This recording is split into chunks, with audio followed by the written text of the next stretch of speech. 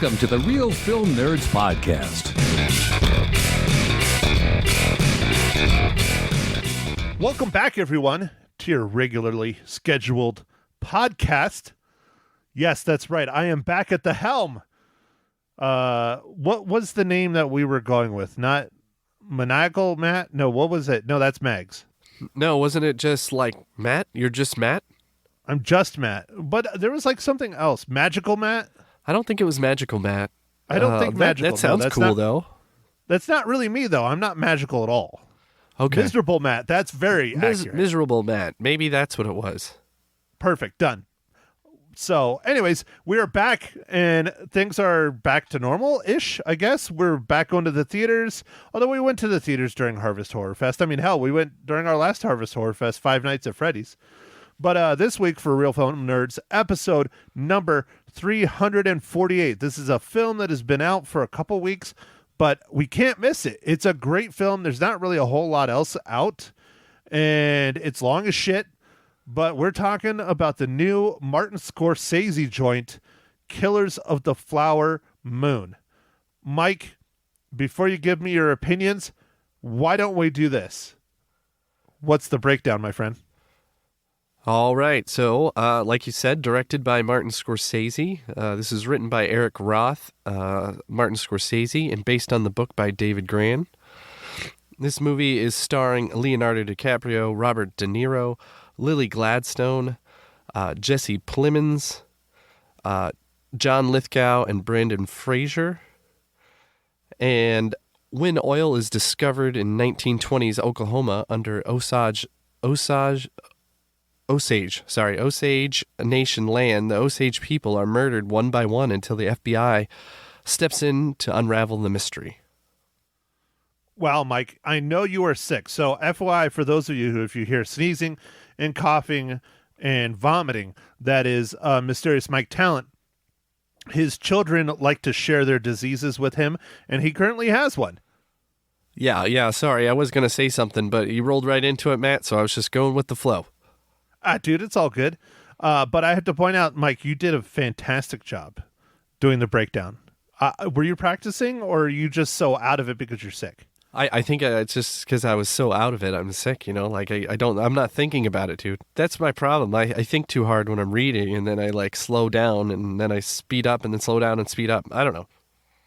Dude, you're doing a fantastic job. You need to be sick more often. Okay, I'm not going to do that. Okay, all right. So there you go. I didn't even introduce him. I just know you're sick, so I was kind of trying to push us along and get us through the pod so you can go and lie down and get feeling better. But Mysterious Mike Talent, there he is. He was chatting. He's sick. Let's get his opinion, though, on Killers of the Flower Moon. His first opinion. Ready, set. You loved it. Okay, so this is real simple, Matt, and I can thank Mags for this kind of simple breakdown. It's a great movie. Martin Scorsese did it. It's really long. It's sad. Go watch it. Wow. On the money. Wow. So let me put mine out there. It's a little confusing. So the movie is too long and too short. Oh. Ooh. Yes, that's the response I got on the radio. So this is my opinion, and I will try not to be too crazy about it. So the first 2 acts, excellent, lots of build-up, lots of explanation on who the Osage people are, a little bit of explanation on who Leo DiCaprio is and who his uncle is and all these people. We don't really get the FBI much until almost the 3rd act. The 2nd act is, the meat of the story, I guess you would say.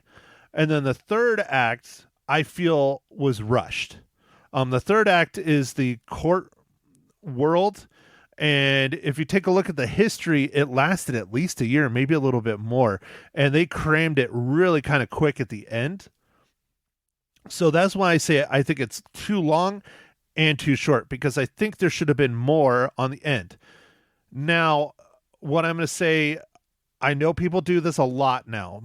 Movie studios do this a lot, but I still think it would have been a good idea to do it with this film, don't give us one 3.5 hour long movie. Give us 2 2-hour movies. Give us the first half with the build up and explanation of what all's going on, the tribe, the oil, the ranchers, the people taking advantage, all that stuff, the murders. And then the second film, the second 2-hour film, give us the trial stuff and the aftermath and the things that went on, because I don't think it's kind of hard to spoil but not spoil, because this is historical facts. This is based on history. You can go look it up. You can go figure it out. But this was well known into the 50s and 60s and 40s when they were talking about it and doing radio shows and television programs and articles about it. So give us like more of that kind of stuff in the second film. I think if they would have done that, it would have been even more successful. But Mike, I really, really like this movie, even though it was long. Yeah, no, I mean, it was beautifully shot. It's a great movie. Just insane acting by Leo. Dude, in some ways, Leo kind of reminded me of his character from What's Eating Gilbert Grape a little bit, like a long, long time ago. Because he's kind of I don't know, how did they say it in the movie? His disposition. I'm not sure how they referred to him in the movie, but they didn't call him slow, but he's not quick-witted. He's not the sharpest. Yeah. He was... They never really said anything like that, but he was easily manipulated, I guess. Yes, that's the nice way to put it. Yeah. And when it came to his military career, they thought he would be best served as a cook. Yeah, than collecting bullets in World War I. Yeah, and I had that discussion with Ma Hinshaw, which you'll hear later. Ma Hinshaw, it was on the phone. She didn't realize how long Leo's been acting, and she'd never seen What's Eating Gilbert Grape, and I'm like, he has been an incredible actor since probably that movie, maybe even the one before. Just absolutely fantastic, and he's only gotten better. And she's like, I didn't even see that movie, so I'm going to make her, for her homework, watch that movie. Yeah, man, Johnny Depp, classic. Dude, great film. Absolutely great film. And Leo is a kid. Just fantastic. But again, now he's, this is like 30 years later. He is he was great back then, but he is extremely improved now because of all the films he's done. Oh, yeah, man. He's had so many great roles. He's had a career where, he does whatever he wants to do. Like, this is his first movie in, I think, 3 or 4 years. And it's like, well, it's because he can do whatever. I know there was the pandemic, but like, he gets to choose whatever he wants to do, Yeah, it's kind of odd, but I think he's slowing down like most actors when they start getting older. He has plenty of money. If he doesn't want to work in vacation and chase, tail, that's what he's going to do because he can. Yeah. I think he has a reputation of always upgrading to the newest model after they reach 22? They're out. Well, dude, it's going back to the old Dazed and Confused saying. Oh yeah. Yeah. Yep. He loves those high school girls. Oh, not high school girls, but he's damn close. That's one movie, during this slow period that we have coming up, we might do, because I don't know if we've ever reviewed that here on the podcast. 350 films, and we've never done such an iconic film. No, we haven't. And, Matthew McConaughey and, what's Ben her face? Affleck. What's her face is in it? Mila Kunis. Jovovich. Mila Jovovich, yeah. Yeah, she's in it. She doesn't have a big part, but she's in it. There's a lot of well-known actors and actresses that were in that film. Yeah. And it's kind of fun to watch. Not the world's greatest film, but I mean, it's like American Pie or something like that. It's a cult classic, dude. It is a generational film for that time period.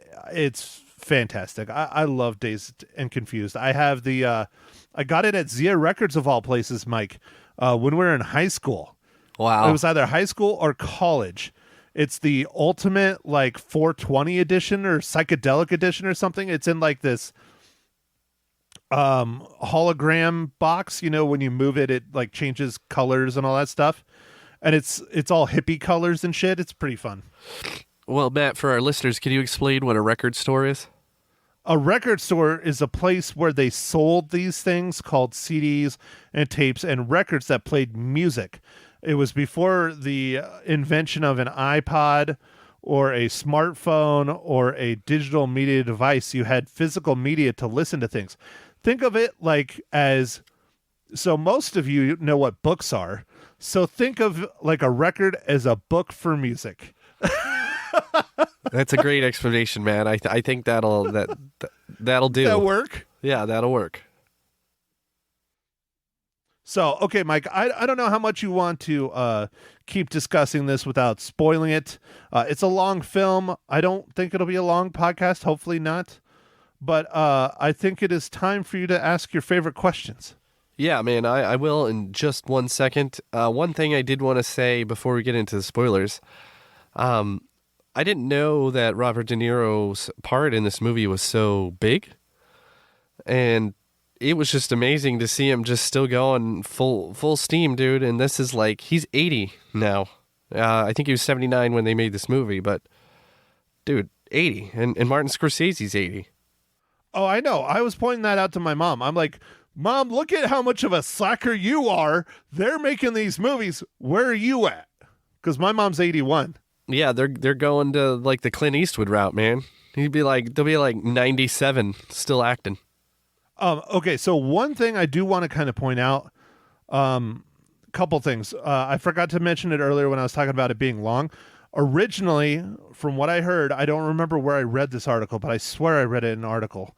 Martin Scorsese, when he originally put this film out in LA and in New York, they had an intermission so people could get up and go to the bathroom and get drinks and do all that stuff. When it opened wide release across the country, the movie theaters cut the intermission out. And so, like you and I were talking off the air before we started recording, I had my 32-ounce Harkins cup filled to the brim, and it was empty by the time I hit hour 3, and it wanted out in a hurry. So I had to get up and go to the bathroom. Yeah, I was able to keep it contained, but I had to like kind of waddle out of my seat. I had to take it very gently. I didn't want any explosions or anything. I had 44 ounces. That's a lot. Wow, you had me beat, and you held it. That's impressive, Mike. Impressive. Yeah, but it was like so full that like when it's released, it like still hurt. Yeah, that's never any fun, my friend. That's never any fun. You know what we're gonna have to do? They should give catheters away when you go and watch this film. They're like, here you go, get your cath. We'll have the nurse put it in, and then go on, sit down and watch your film. Well, I think that's a little invasive, Matt. So what I would suggest is like they just give you like optional Depends, but like discreetly, like it's just in a little thing. You can grab it. Oh, sure. No cath? How dare you? Depends? Jesus, Mike. No, that's probably a lot less invasive, but catheter's pretty funny, though. Yeah, because, I mean, you have to disinfect the catheter. What if you mess up? Well, that's why you have the nurse there. She'll do it. Like they want to pay a nurse. No, not how well the movie theater's doing. But the thing is, there was only like 4 people in the theater when I went and saw it. So I did go to the quote unquote late show on Thursday, and it was 6:45 was the last showing of it. And it got out at 10:30 at night. Yeah, dude, I went, there weren't very many people, and it was like the 5 o'clock show. And yeah, it got out at like 10 o'clock at night, or it was like 9:30. It was like, oh my gosh. Do your thing, Mike. All right, Matt. So, what are you drinking this fine morning, evening, afternoon? Well, Mike, since we are out of the Harvest Horror Fest celebration, I have switched it up quite a bit. This is one that has been sitting around in my fridge for a little bit because I bought these during the Harvest Horror Fest, and I held on to one just so I could specifically use it on the podcast. Mike, I have a little mixed drink from Malibu. It's Malibu and pineapple juice and coconut. Oh, it sounds yummy, dude. It's very delightful. It's totally something I would be drinking on a beach. So it makes me feel tropical. Yeah, so what I'm drinking is a little bit different too, Matt. It's 12 ounces of NyQuil. It is, it's my preferred cold and flu medicine. And, it's got some booze in it. So there you go. I like it. I like that you have not just a regular straw. You have one of those swirl straws, the swizzle straws. Oh, yeah. It's very, very classy. Did you steal that from your child? Oh, yes, absolutely. Well, it's pink, so let me guess. You stole it from your daughter. No, it's my son's. No color, gender in your house, right? Yes, no boundaries. So, okay, Mike. Well, speaking of being a father, Mike, what is this week's atrocious dad joke? I got dad jokes. I don't think they understand, though. Gotta think I'm funny. Other people never laugh, though. Dad jokes. All right, thanks for asking, Matt. What do you call delivery birds who like rap music? Delivery birds who like rap music. Pigeons? Homie pigeons. Homie pigeons. Oh, I got half of it. You did. You did. I got half, yeah. I was going to say, I was thinking something to do with Tyson because he got his pigeons, but he's not a rapper. Dude, that's pretty good. That's pretty good. I'll give you that one. All right. Woo. So, all right, Mike, since we're not going to have one next week because I think we've already spoiled it. Everybody knows November 10th is the last Marvel Cinematic Universe film of the year, I think. I'm pretty sure. I don't think there's one in December. No, I think that's the last one. Yeah, but Mike, I don't think this is too difficult. Maybe it is, maybe it isn't. Mike, how does Killers of the Flower Moon relate to the Marvel Cinematic Universe?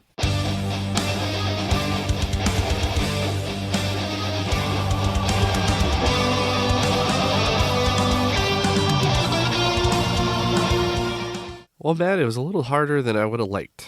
I had to dive all the way down into the art directors for this movie, Matt. It was just, I don't know, there's Scorsese and stuff. It seems like he has a crew. Like I've started to notice with a lot of these big-time filmmakers, Matt.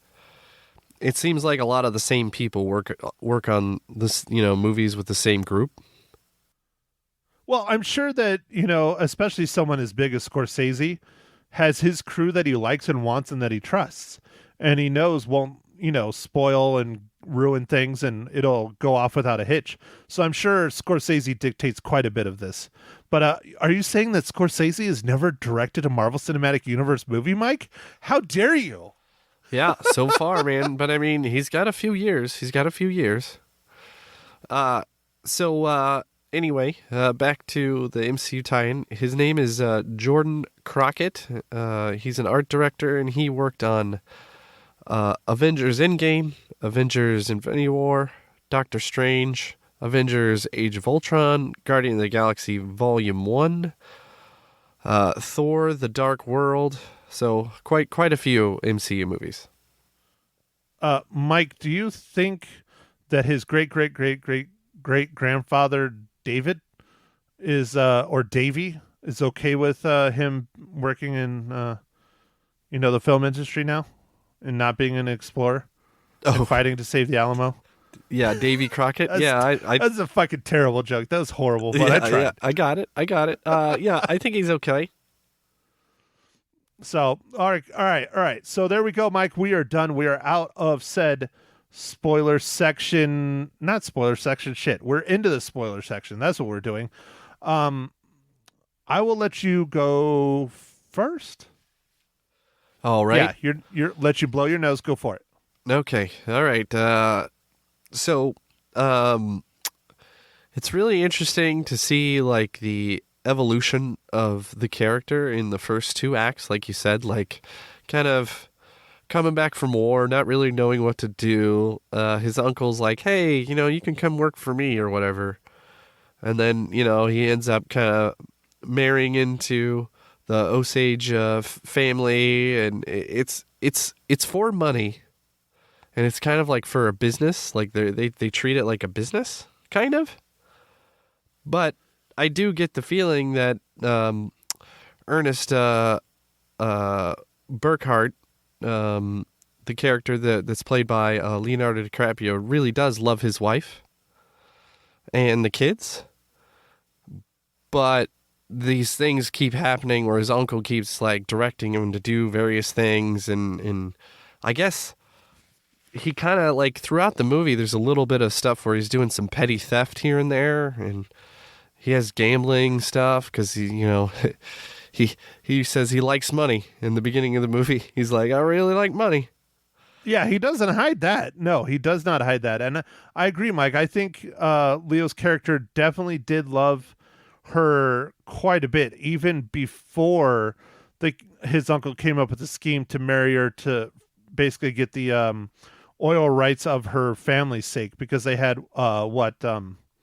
unsolicited, right? Or unrestricted is what they called it. Unrestricted rights to the oil money, which not all of them had. I think it was based on their stature in the tribe, most likely. Yeah. Yeah, and so they had unrestricted. So yeah. Literally, she could get however much money she wanted. It didn't matter. And De Niro's character, William Hale, wanted that money, or better known as King Hale.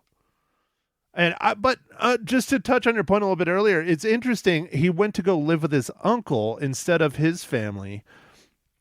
Really makes me feel like King Hale was more of like almost a father figure for him. For Ernest, than he was an uncle. Maybe even before he went off to war. Yeah, I'm not sure, because, he definitely knew him, and, like, I don't know. I did like, I wish there's a little bit more of it, but I enjoyed the Bureau of Investigation before it was called the FBI. Yeah, that was great. Jesse Plemons and the crew, I liked how they kind of just like staked the place out and were just kind of like talking to everybody. I loved it. I thought it was cool. Do you feel that Jesse Plemons is being typecast as a police officer now?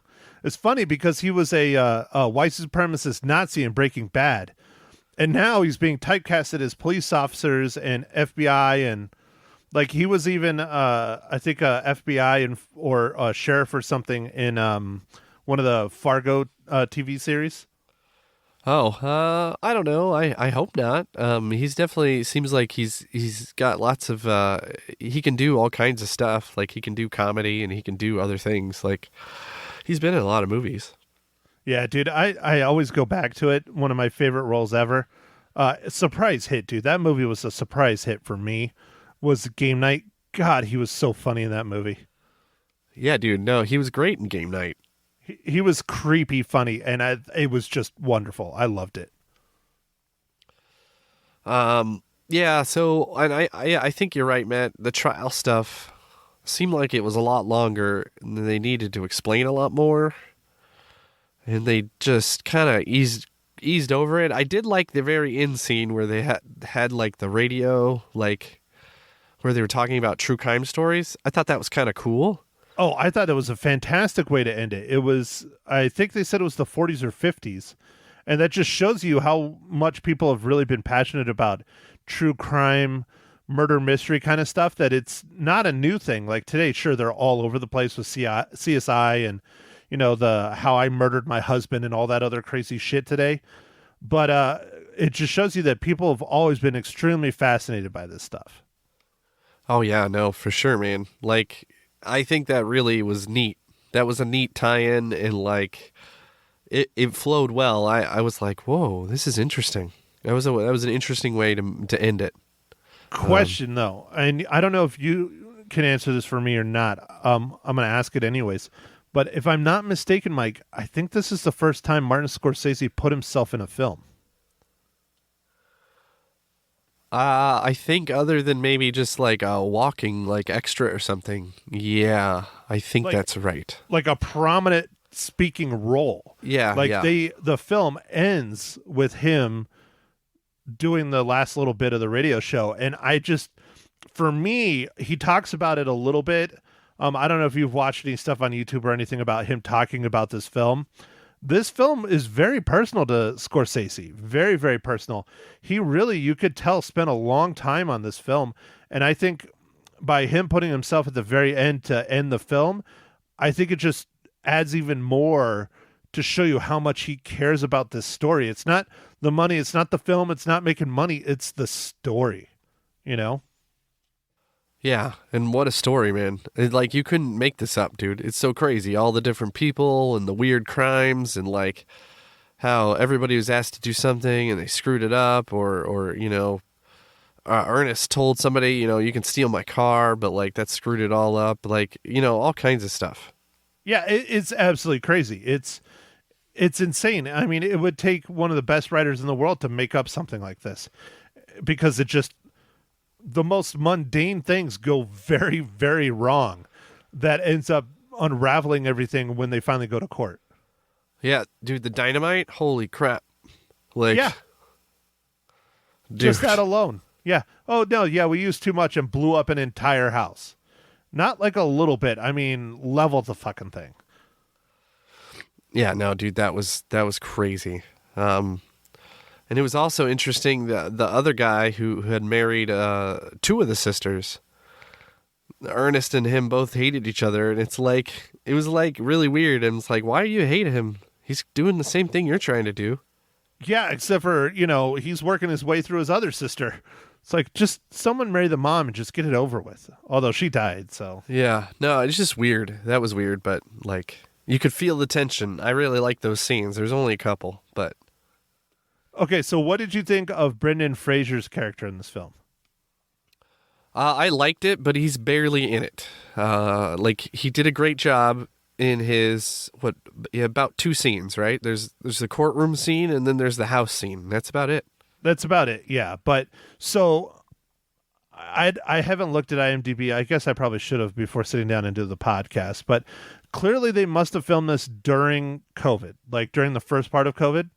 And so that's why it makes me think that Scorsese has been editing this and putting this film together for a while, like at least a year, if not two, because Brendan Fraser is very heavy in this film.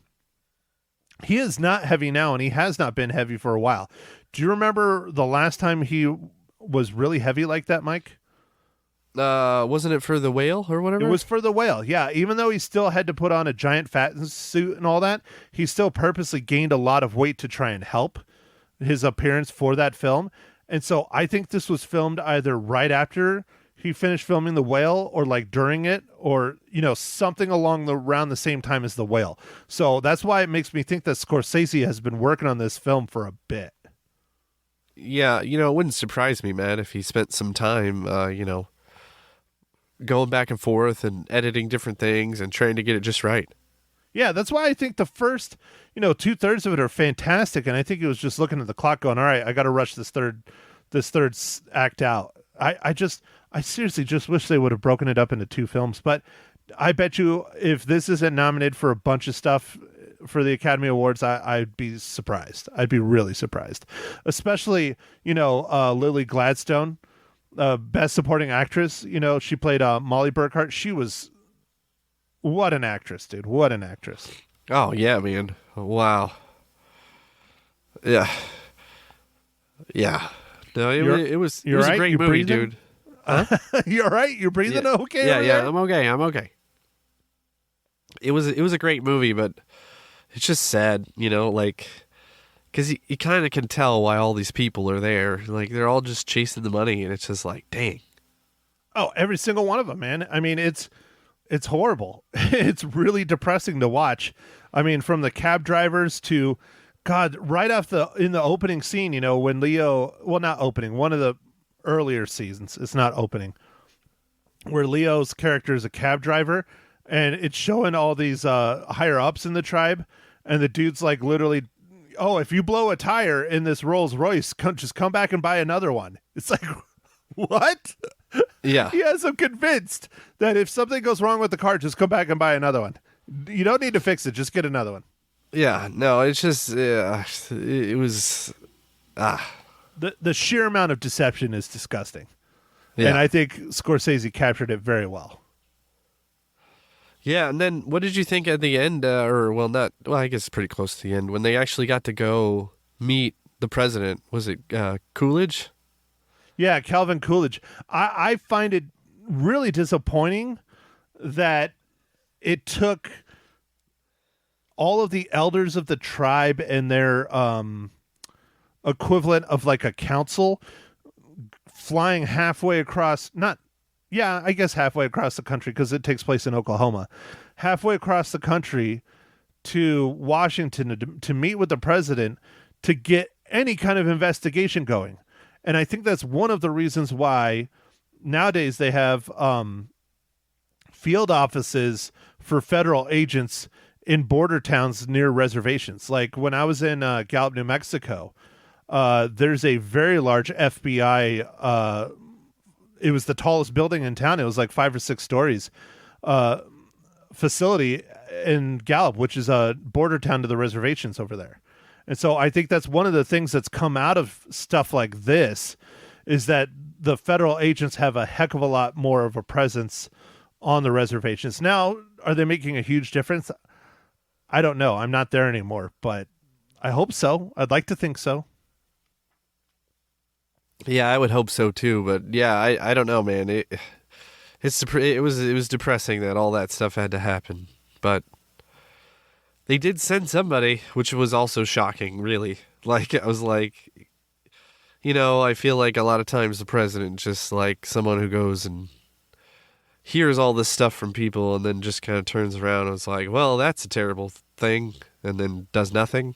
Yeah. But he actually sent the bureau. I thought that was good, at least.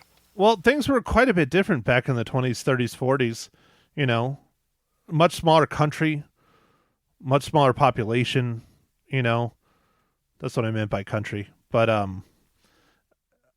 I think the president was able to do a lot more things without being pigeonholed on certain things.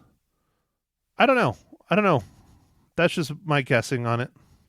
But yeah, it's horrible that it took literally the eradication of almost one entire family, and God knows how many more people involved. I mean, yeah, they tell us quite a bit in this film, but there could be a lot more involved that we don't even really know about. There probably was. It seemed like, our main guy, who was a Mason, which it didn't dive into at all, but William Howell was a Mason. It just kind of talked a little bit. Like, it just said that he was a Mason, and they showed that one scene. Yeah, and that was it. Yeah, they really didn't go far into that. Well, and there definitely were more murders that were never solved. At least that's what they allude to in the beginning, because Scorsese shows us, about 7 or 8 murders in the beginning of the film that never investigated, and they clearly were murders. Clearly. So there was a lot more murdering going on than just what eventually went to trial. Yeah, but I think this was the most solid case, I guess. Right. Well, this is the ones where they had a lot of evidence, and the other ones could have been done by several other people taking advantage of the natives, because it was clearly all natives that were being, murdered, the Osage. Oh, yeah, no, and the doctors were all weird about it. Yeah, that was really creepy, and that messed me up at the end where they said they never tracked down the doctors and prosecuted them for anything. Yeah, no, it was weird. That was weird. So, all right, Mike. Well, next week, the last Marvel Cinematic Universe movie of the year, hopefully, The Marvels. Are you excited for this film, Mike, or do you think it's going to be a shit show? I don't know what to expect, Matt, so I'm hopefully optimistic. Well, Mike, it is Brie Larson. It is Sam Jackson, though. I like Sam Jackson. We all know how much I love Brie Larson. She's awful. But I do like the other characters in there, Monica Rambeau and Kamala Khan. Although I had a hard time watching the Miss Marvel show on Disney Plus. I watched about 2 or 3 episodes and had to turn it off. I just think maybe it's too teenagery. Maybe it's too much of a copy of Green Lantern. I don't know. But I think I will enjoy the side characters. Maybe not side characters isn't the correct term. The other co-stars of Kamala Khan and Monica Rambeau versus Carol Danvers, played by Brie Larson, and of course Nick Fury, played by Sam Jackson. I think I will enjoy all of that, but I don't have high hopes for this film. They have pushed this back multiple times. It was supposed to come out, I think, in April or May of this year. I think it was supposed to be the MCU kickoff for the year, and it became the wrap-up. So, and I know they did reshoots for it, so I personally don't have high hopes. Yeah, well, I don't know. Matt, speaking of like weekends and stuff, this last weekend, Five Nights at Freddy's was still the number one at the box office, because originally Dune was supposed to come out, but they pulled it because of the writers and actors strike. Right? Yeah. We're not getting Dune this year, though, are we? No, it's next year. I think they it's April. pushed it back like completely, because it was supposed to come out this fall. I thought it was like November. It is November. Duh. Yeah, it was this last weekend, dude. Yeah. Like, that's why it was empty. That's why really nothing came out. That's why it was weird. Yeah, because I'm really looking forward to that second part of Dune. I hope that's going to be awesome. See, look, there's another movie that did it with 2 parts. Dead Reckoning Part 1 and 2. A lot of movies are doing 2 parts. I really, not to keep harping on this, but I really think they could have gotten away with that on this instead of having one really long-ass movie. But anyways, next week, The Marvels. Maybe tune into our podcast before you go spend money on it is what I'm saying. Because I think it's going to go straight to streaming pretty gosh darn quick. Okay. All right. It might. So, okay, Mike, most important question, truly the most important question, not joking. How many reels do you give Killers of the Flower Moon? I'm going to give this 4.5 reels, dude. It was like a masterpiece. It was great. It was just really long. Mike, I would love to give this 4.5 reels, but because of the length and the fact that it felt long, I only give it 4. I dropped it a whole reel for that. The acting is on point. The cinematography is on point. The editing, other than the length, is on point. The directing, it's a masterclass in filmmaking. It is Martin Scorsese, after all.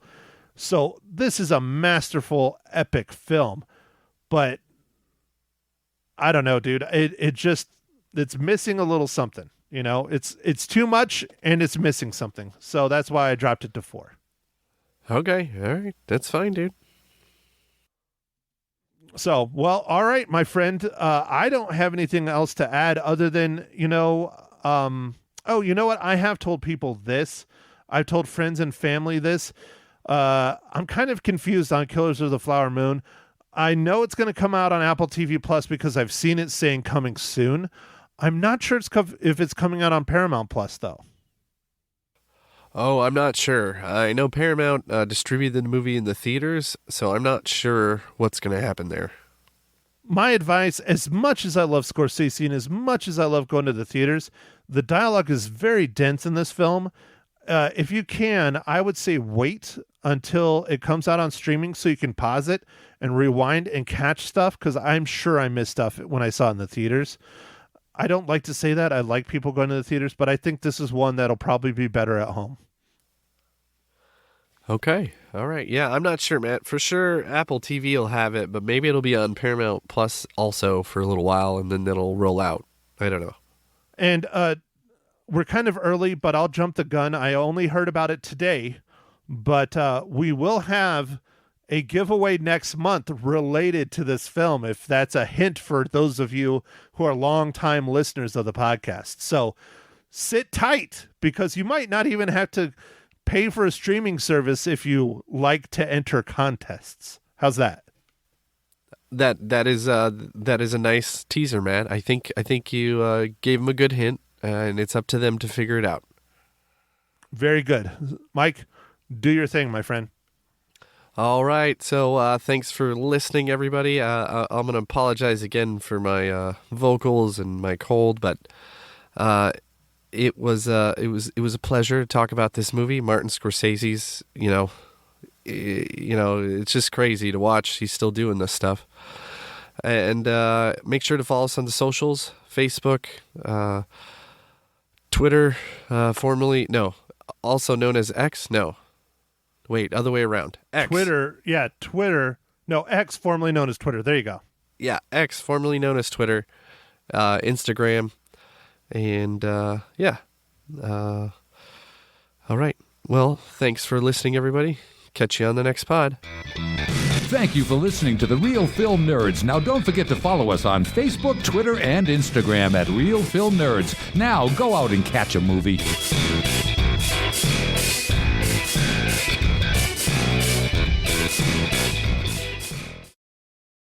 Welcome, everyone, to Ma Hinshaw Loses Her Cookie, episode number 37, The Killers of Flower Moon. Hello, Matt. How are you doing tonight? Oh, I'm just wonderful, Mother, as always. How are you? I knew that. I'm just peachy keen myself. Have you finally figured out how to do a podcast and use Skype? It's not like I'm asking you to do brain surgery. 37 episodes. You think you would figure it out? Please, maybe next I don't week. want to do brain surgery. No. Next week, maybe episode number 38, you'll finally learn how to use Skype. I'm not holding my breath, though. Maybe. I'll try. Yeah, you've tried 37 times now, and you have successfully failed 37 times. Ugh. Well, anyway, I absolutely loved this movie, even though it was very sad because, well, there were lots of murders, and but it was beautiful, absolutely beautiful, and the actors were fabulous. I couldn't believe how good they were. Leonardo played, I think this role is one of his most challenging. It was emotions up, emotions down. He was really, really good. And Robert De Niro, I didn't even, my vision is bad and it's challenged, but he did not look like himself. He played the uncle, and I think his name was Hale, and he was just spot on evil.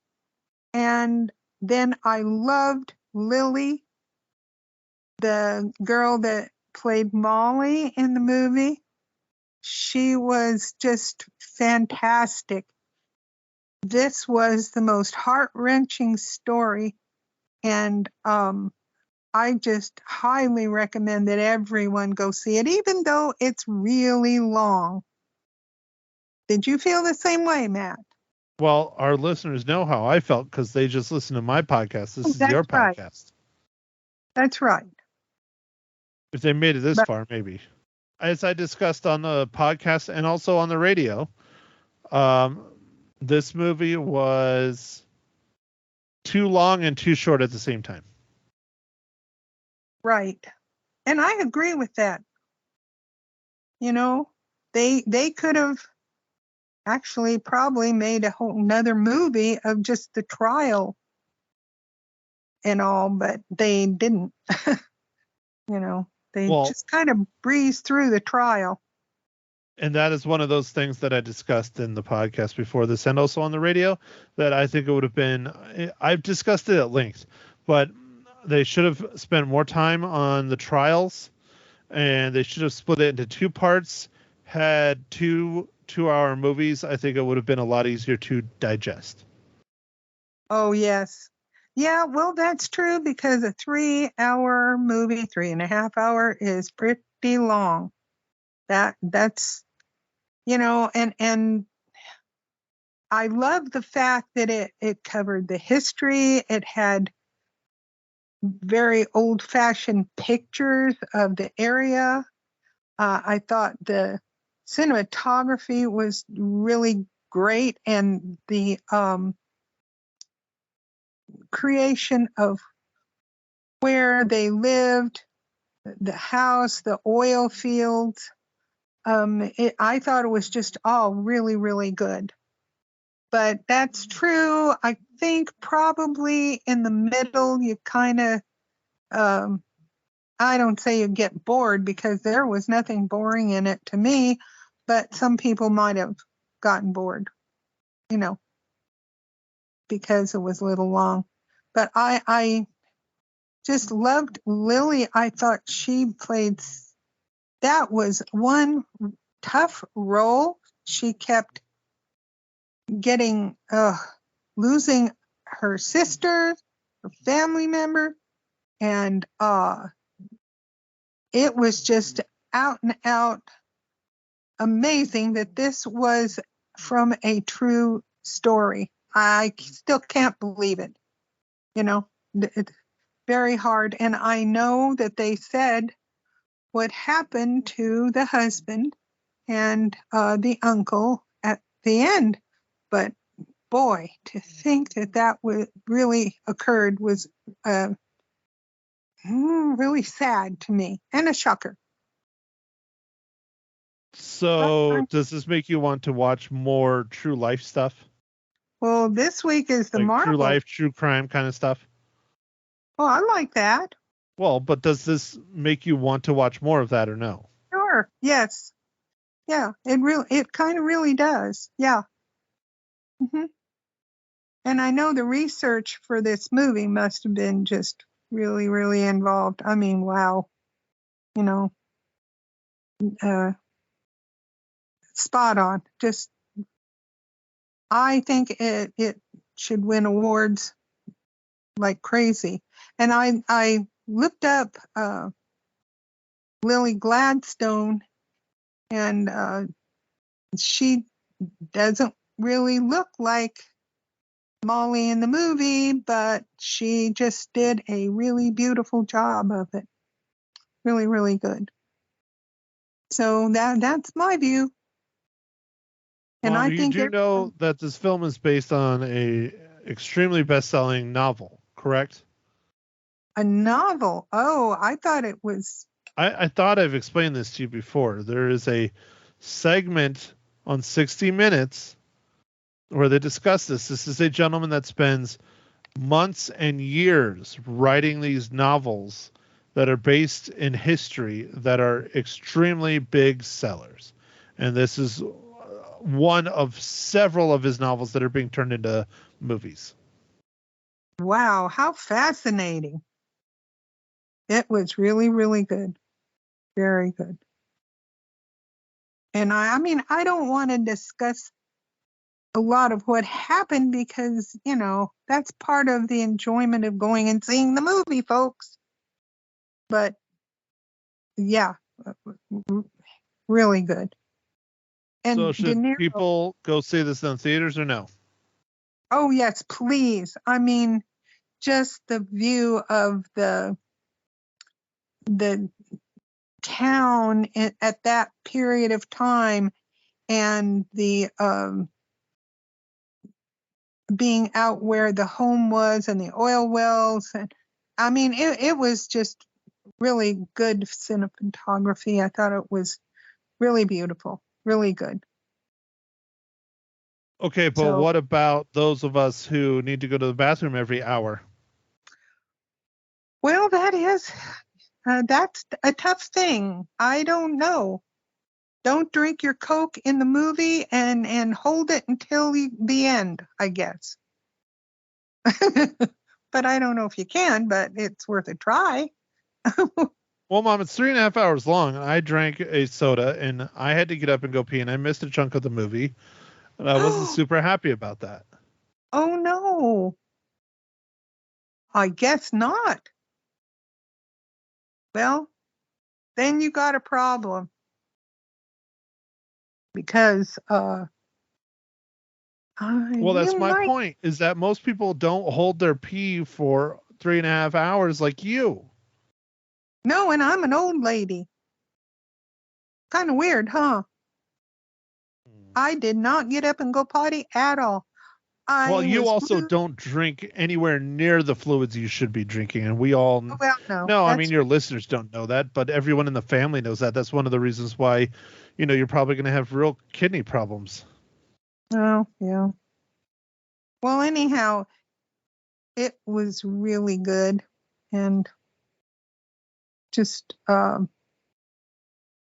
Leonardo, I mean, his part was like he'd be up and, and he'd be loving his kids and his wife and everything. And then when he lost his little daughter, that was, just tore your heart out. I mean, he really, really nailed it. Very good. Very good. Yep. I mean, I expect it to get awards. I hope it does. Don't you? Well, you haven't even talked about Robert De Niro. Oh, he was,